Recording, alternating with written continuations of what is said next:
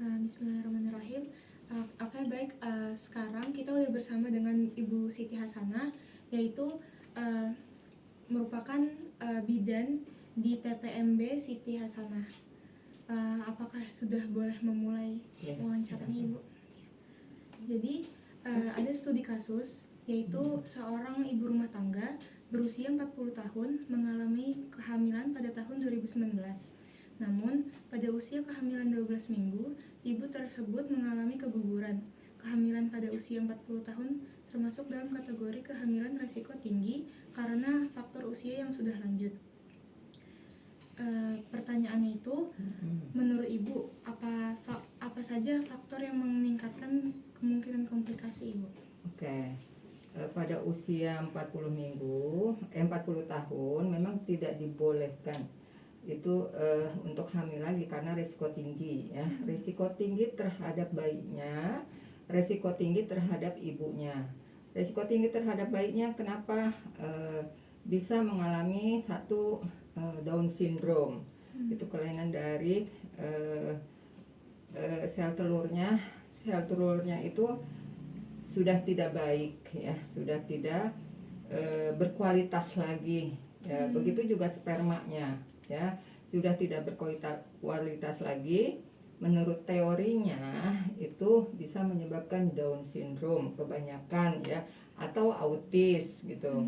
Terhadap ibunya komplikasinya yaitu terjadi preeklamsi. Preeklamsi itu keracunan kehamilan yang tiba-tiba pada trimester ketiga itu tensinya tinggi ya, pandangan kabur itu. Terus itu yang bisa menyebabkan kematian juga ya. Kemudian di usia segitu itu akan timbul beberapa penyakit ya, seperti darah tinggi, kemudian bisa tiba-tiba datang ginjal, sakit ginjal gitu. Kalau misalnya ada faktor sebelumnya ada dia punya penyakit, yaitu kalau terjadi kehamilan biasanya memperparah. Kedua, ya akan terjadi keguguran itu ya. Ketiga, akan terjadi prematur gitu ya. Kalau tidak keguguran ya akan terjadi prematur gitu. Terus berarti kalau misalnya kehamilan pada umuran tinggi berarti kita dapat berdampak kepada ibu dan anaknya juga. Betul. Sampai-sampai bisa menyebabkan kematian ya, Ibu. Betul. Lalu Bu, untuk pertanyaan berikutnya, bagaimana proses komplikasi terjadi, Bu? Proses terjadi yaitu satu ya, yang terhadap anaknya itu yaitu dari sel telur dan spermanya yang tidak baik ya, karena sudah tidak berkualitas itu yaitu akan menyebabkan Down syndrome. Kedua, pada ibu karena organ-organ tubuhnya yang sudah menurun ya. Kemudian psikologinya juga di saat 40 itu kecemasan yang berlebihan, itu akan menyebabkan ya gangguan-gangguan pada kehamilan gitu. Yang kecemasan yang berlebihan, yang tidak bisa tidur misalnya pada malam hari, itu akan mengakibatkan tensinya tinggi gitu ya. Gitu sih yang ininya, faktornya ya. Oh iya. Kemudian apa saja sih Bu yang dapat mempengaruhi terjadinya komplikasi terhadap ibu hamil? Yang dapat mempengaruhi komplikasi yaitu karena kecemasannya itu ya. Kenapa jadi komplikasi? Yaitu karena psikologinya, misalnya kecemasannya itu akan dia tidak bisa tidur, gelisah, terlalu cemas. Di usia-usia seperti itu kan kebanyakan ya ketakutan gitu. Oh nanti gimana gitu. Saya hamilnya kebanyakan ya seperti itu. Bu, nanti akan saya kan udah seumur segini nggak kenapa-napa. Nah itu kan namanya kecemasan ya.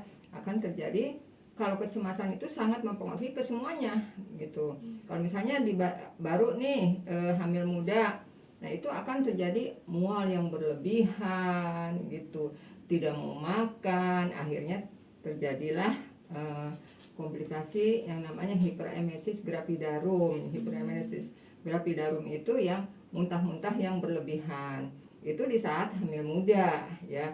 Di saat hamil tua ya itu akan terjadi perdarahan, akan terjadi keguguran gitu ya, karena kecemasan yang berlebihan juga bisa menyebabkan keguguran karena dia kepikiran gitu. Kebanyakan yang di usia 35 ke atas tuh ya seperti itu, kebanyakan ketakutan sih gitu aja. Berarti dia faktor utamanya tuh karena kecemasan dari Ya, dirinya psikologinya sendiri. gitu, psikologinya gitu. Oke Bu, menurut Ibu langkah pencegahan untuk meminimalisasi risiko komplikasi pada ibu hamil usia lanjut seperti apa Bu?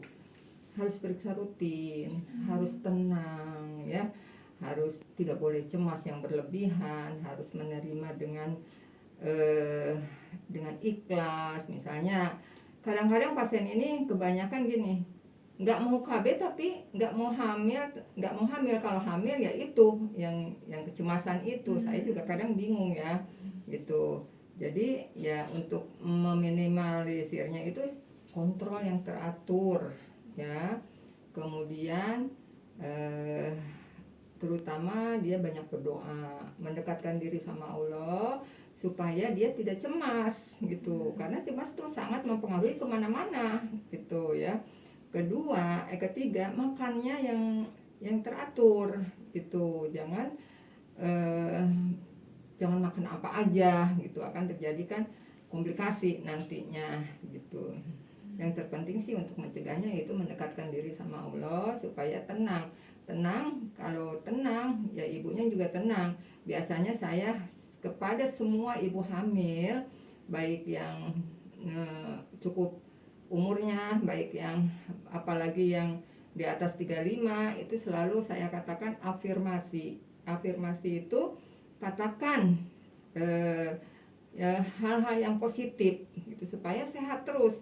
Ya, misalnya hari ini saya sehat, hari ini saya kuat, hari ini saya semangat, itu akan mempengaruhi ke otak, dari otak mempengaruhi ke badan. Kita akan sehat terus. Nah, itulah salah satu pencegahannya. Itu dari sisi psikologi, karena psikologi itu sangat mempengaruhi ke fisik nantinya. Gitu. Jadi paling utama sih ketenangan kalau menurut saya ya. Dan juga yaitu pola tidurnya dijaga gitu ya. Kemudian yang terpenting itu kontrol rutin gitu ya, kontrol dan rutin. Kemudian tidak hanya ke bidan aja, harus kolaborasi dengan dokter kandungan gitu. Berarti selain dia harus kontrol rutin itu, berarti dia juga harus menjaga pola makan yang sehat, tidur yang cukup, dan jaga mental ya berarti. Biar jaga mental gitu supaya nggak stres. Kan itu juga stres juga mempengaruhi ke bayinya juga gitu. Kalau keadaan misalnya kecacatan atau Down syndrome sih biasanya ya tergantung dari bakal janinnya itu ya, tidak bisa dicegah gitu ya. Cuma ya dicegahnya ya supaya tidak punya anak autis atau Down syndrome ya jangan hamil di atas 35. Sebetulnya yang baik itu untuk hamil itu dari usia 21 lah, 21 sampai 35. Sudah 35 itu udah harus pemeriksaannya harus benar-benar rutin. Dari awal itu dicek ke USG tapi ke bagian petomaternal. Jadi ketahuan itu bayi itu Down syndrome atau tidak gitu. Jadi petomaternal memang dokternya masih mahal ya.